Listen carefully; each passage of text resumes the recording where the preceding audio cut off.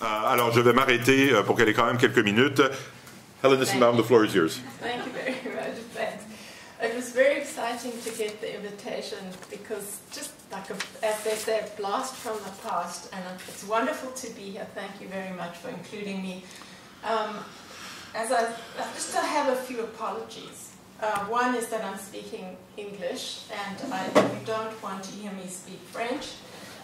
So I haven't gotten as much as I would have liked to from the first few sessions, but what I have, I think they're really interesting connections, and I look forward to future discussion.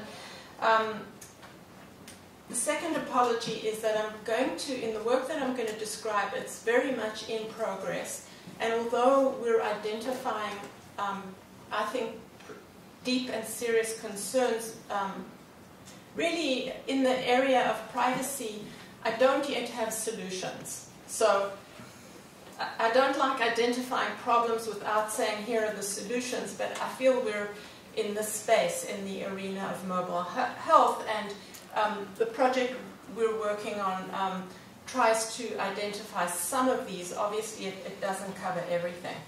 So we saw in the first session really did an excellent job, actually, of this is just a tiny little fraction of what's out there in mobile health, and I would include in that, so here's Fitbit as an example. Mobile health also includes, in this talk anyway, what's now commonly called Internet of Things. I don't know what the French translation is, but it would include wearable devices and all sorts of objects that are connected to the internet and are talking to various other entities on the internet and various other institutions in the broad political economy of this arena.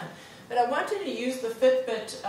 It's incredibly popular. I'm sure many of you are wearing one right now at the moment, but it gives this standard way, the standard configuration where you have the activity tracker where you, and let's look at this very simplified data flow. Activity data, there's the user generating activity data.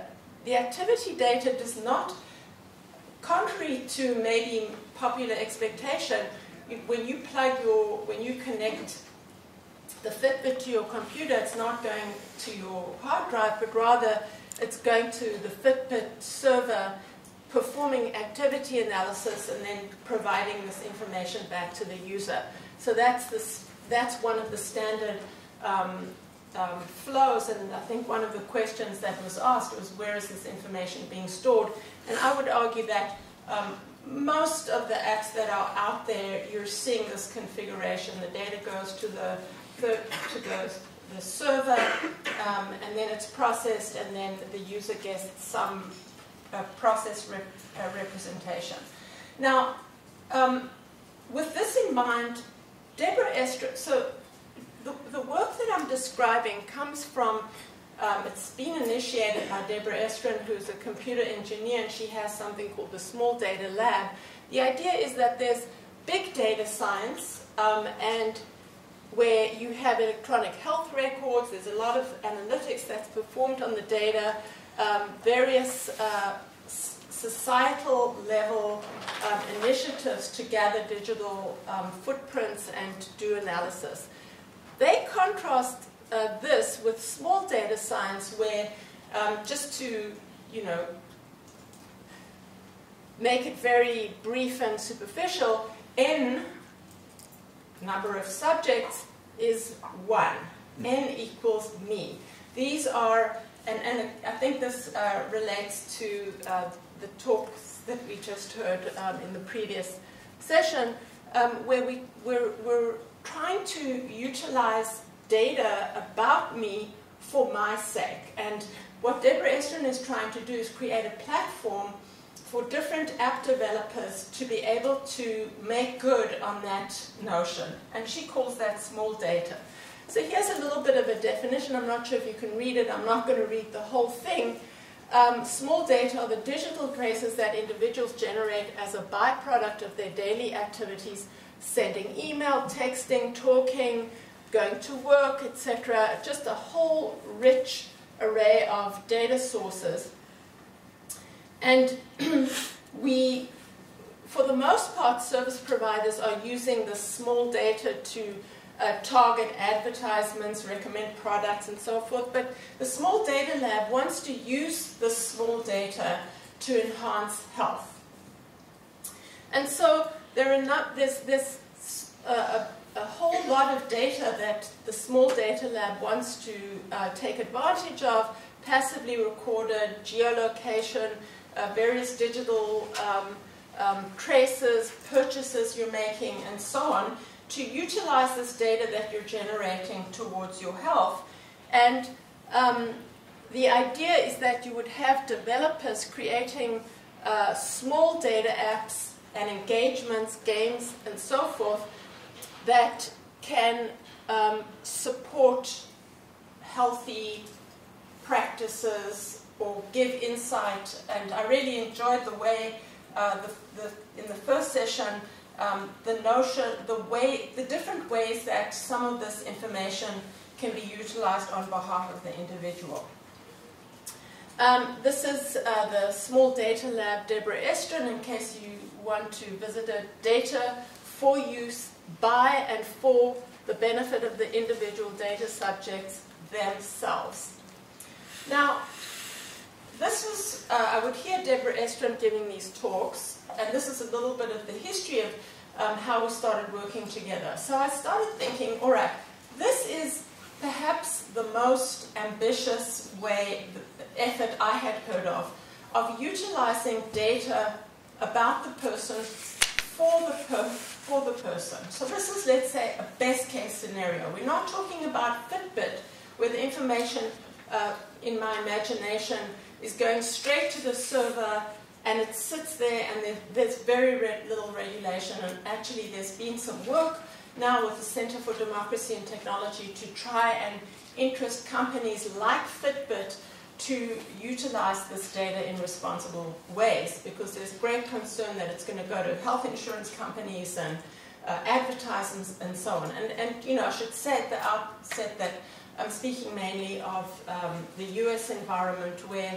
at least on the face of it, our laws are not as protective, especially in the commercial arena. I said to Deborah, all right, this is a best case scenario, but how about we come together in a study that actually looks at the best case scenario to see what kind of privacy issues emerge. And this is how we have a grant from the National Science Foundation, and this is the work that's going on. What we found in our proposal, when we were thinking about the potential threat streams, we call these threat streams, is that there are three types of subtle threat streams that may not be obvious when you're celebrating this idea of small data, n=1, about individuals, for individuals, and it sounds all fabulous. The first one is that even in these best case scenarios, there are third-party intermediaries and platforms, possibly, potentially, what may they be? The second one is what we call societal pressure to share. So that is, and you may have heard a lot, anybody who's been following the literature on big data, I'm sure you've heard at least somebody say things like, you know, don't be selfish, big data can do all sorts of things, cure diseases, help the environment and the economy and so forth. So donate your data. Don't be selfish. Don't hoard your data. In fact, you have a social, just like you pay taxes, you have a societal obligation to donate your data. So, you know, that's to the extreme case. So there's some pressure, some societal pressure to share, to be a good citizen and share the data about you to contribute towards knowledge. And then, but nevertheless, that exposes individuals to all sorts of privacy threats. And then third, there's this strange thing where data about ourselves often isn't meaningful until we can compare it with data about others. So I might say I'm 5'6", am I tall or am I short? So often it's in comparison with others that we really understand facts about ourselves. So those are the three. I hope I'm going to get through both of them, but mainly the work we've done is on the first one. Sorry about that. We decided that we were going to look at some apps that Deborah Estrin's lab was working on at the time, because we were interested in this concept of and privacy by design, which most Canadians in the field of privacy have no doubt heard of. So we were interested in, can you integrate privacy considerations right at the beginning? And we decided to focus on this app called Limber. It's actually up and running, but it's not, you probably can get it, but it's not really commercially smooth or anything. But it's an approach for people who have back pain, to integrate to watch videos, to integrate certain exercises, certain everyday practices, nutrition and so forth into their lives, and Limber is going to help them do that. Now we're going to, drawing on the theory of contextual integrity that is developed in Privacy and Context and many articles subsequent to that. The idea is that privacy is a matter of appropriate flow of information, and appropriate flow is defined according to societal contextual norms, and these prescribe information flows based on the parameters of sender, subject, recipient, what type of information and transmission principle. But it's a very complex theory.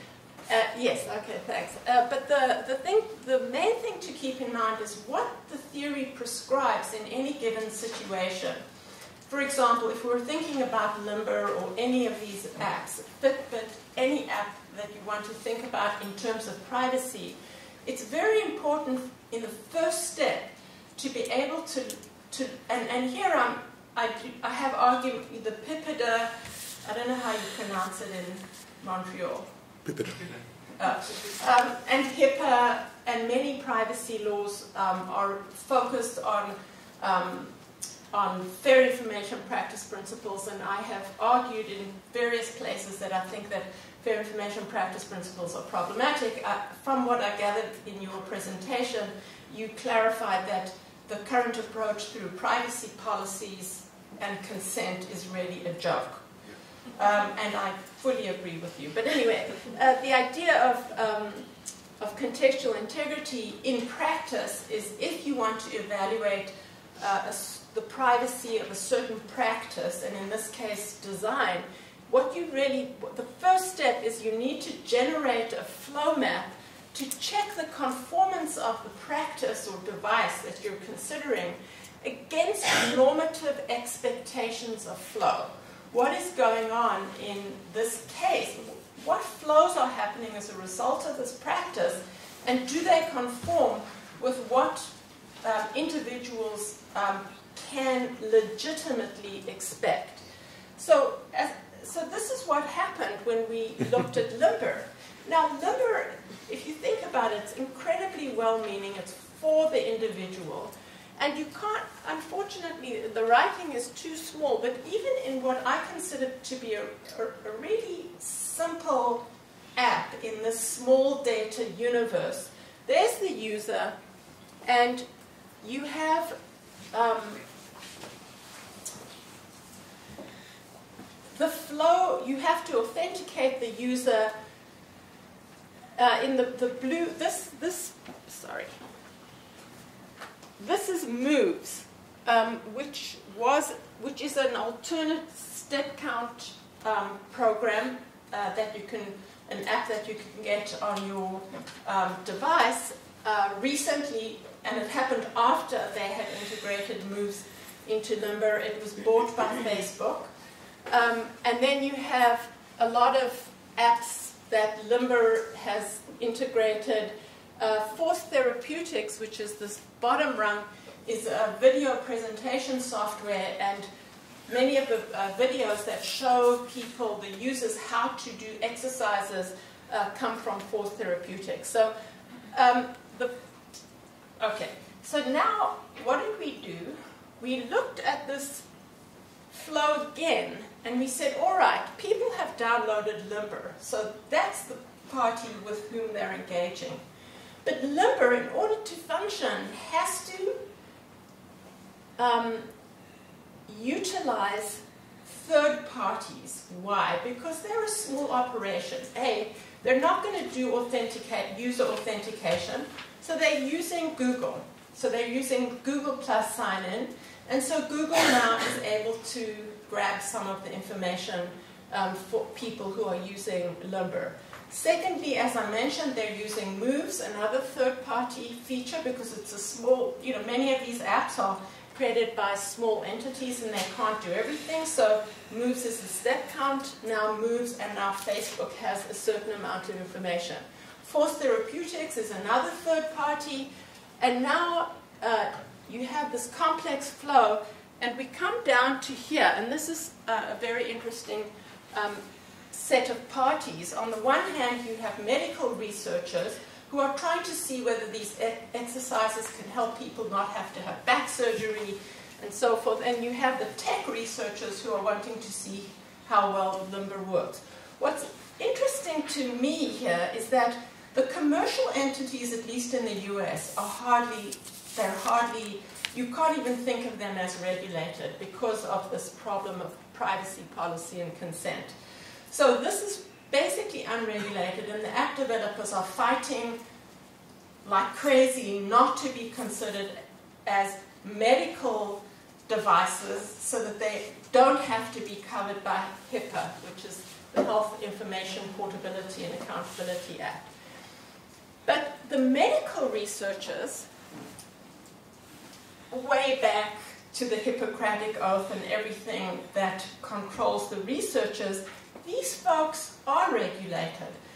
So we may have, just an interesting notion that you have these new entities, third-party entities that are getting information totally unregulated, and here you have other entities on the research side who are covered. And that's quite suggestive. Now, so just keep this in mind. The second threat stream is societal pressure to share. We've now started thinking about instances where people are engaging in research with medical researchers to try and solve certain societal health problems. And some of you may be familiar with the Sage Bio network that's created this back-end server called Synapse, and it's inviting various medical researchers using, for example, someone mentioned the research kit, the Apple Research Kit. A lot of that data is in collaboration with Sage Bio network being stored with Synapse, and it's looking ahead to a future in which people will share their research data and be able to enable greater research. Now, the particular work that we are looking at, that Deborah Estrin's lab is looking at, is a concept called impulsivity. And the definition of impulsivity is that behavior without adequate thought, the tendency to act with less forethought than most individuals of equal ability and knowledge, predisposition towards rapid, unplanned reactions to internal, external stimuli without regard to the negative consequences of these reactions. So this is, it's considered to be a trait that some people have. Some people have it to a degree that's severely worrisome. And in fact, it's implicated, according to research, in a number of psychiatric disorders, substance use, substance abuse, and so on. There's significant disagreement, but there is concern that people should be identified as impulsive if they are severely so, and some effort to apply therapy and help people through it. Now, in the lab, researchers have developed various validated tests, and I'm not an expert enough. I know the balloon one. You can get the balloon test and see if you're impulsive. But basically, the idea is you're given the task of inflating a balloon, and impulsive people tend to go, and then the balloon pops, and so anyway, you can test yourself. Here's from a study, the little boy is being told he shouldn't eat the marshmallow, and look how much he's suffering, and then in the end he's like, okay.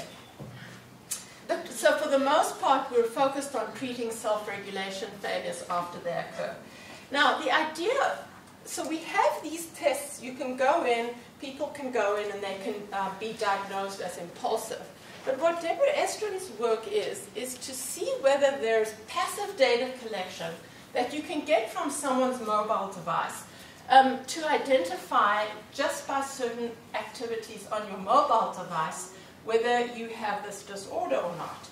And they're collaborating with a group called AWARE. This is a university-based group that collects passive data, and they capture various data streams, and using big data and machine learning and algorithms and so on, hand wavy, and in consultation with Fred Munch, who is a scientist who's studying impulsivity, they have identified practices like rapid messaging, poor time management, rapid callback, and phone checking, constant phone checking, as indicators of impulsivity, and using the passive captured data stream to identify this and intermediate some inferences drawn from the passive data stream that AWARE is collecting. So the idea is, I'm going to just, might be a few minutes over because I'm getting to the conclusion. The idea is actually well-meaning, so that if you're identified, possibly, maybe you've gone in and you've done these tests, but you may even be identified as impulsive based on this passive data collection, and this is looking ahead.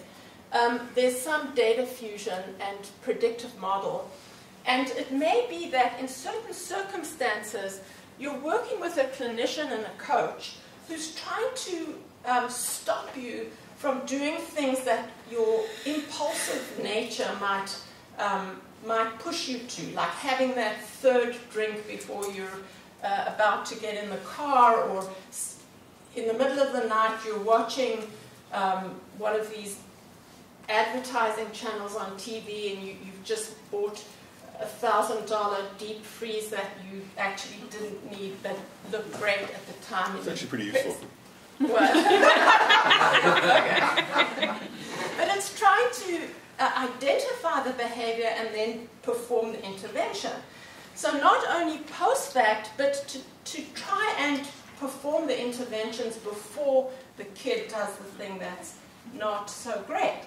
Now you can imagine, however, this passive data collection going to the third-party server, it's really up for potential manipulation. Because what if it isn't the coach,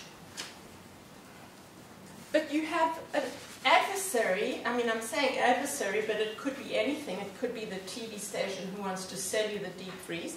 We identify who the impulsive actors are, and we target them in certain ways. So we can find out when you're feeling particularly vulnerable. We can target you in a certain way. The concern here is that there's very little understanding of these data flows.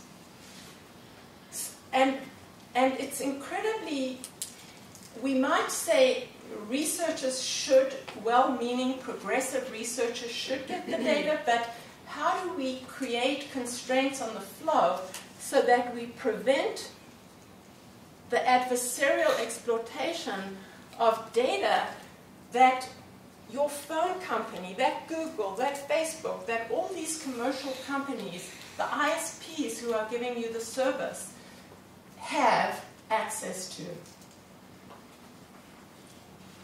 The end.